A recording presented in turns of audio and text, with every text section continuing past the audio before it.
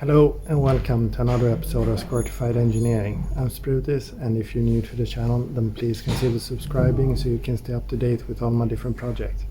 So in today's episode I thought that I would continue with the bracket for the ethanol sensor, but in order to do so I need to buy more steel, which I forgot to do. So instead I will be taking down the power steering pump and maybe something else. We'll see. So it's actually the next day, hence the different t-shirt. Yeah, so yesterday we got caught up using the textile cleaner on the new daily driver, which you will see more about on the channel. It will not replace the Supra. Nothing can replace the Supra, but it's always fun with new stuff, especially if it's something that you've been wanting for quite some time. So in my case it's about almost 5 years, so it was time. But hopefully I can manage to remove the power steering pump today so that we can take it apart and renovate it, since I do have the seal kit. And oh yeah, I picked up some sandblasting sand and steel. And this is what I bought today. So sandblasting sand, so that Sid has something to do when she joins me in the garage. And then this piece of steel, which is 0.7 millimeters thick. And I will be using this for the brackets, since I will be folding my construction. It will be strong enough, and besides it's only sensors, should be fine. But let's focus on the power steering pump.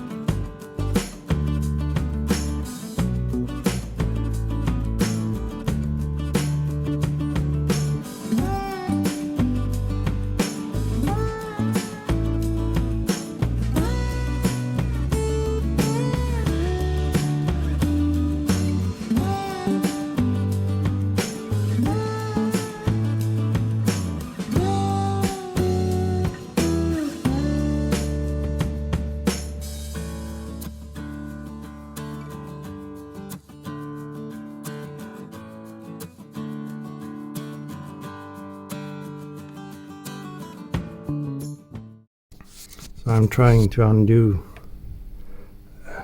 can we focus? There. That banjo bolt or screw. I thought that I managed to get it loose, but there is a fitting on the inside that I undid.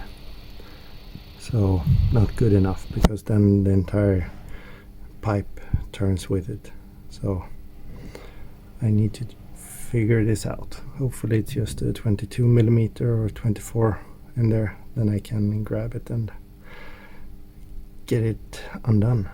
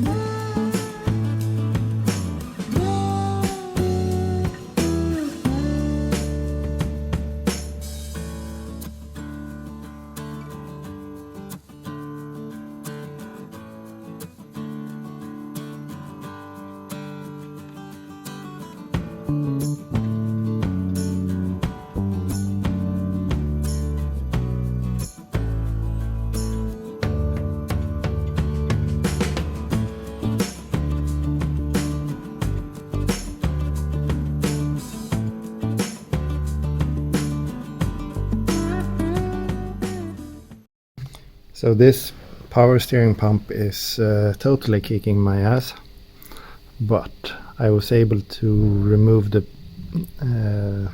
pulley after reinstalling the bracket. So my idea now is to remove the pump and unscrew the pump from the fitting, basically. But now also with the pulley removed, I can more easily get something on here. So I will try that first while I still have everything mounted in the engine bay.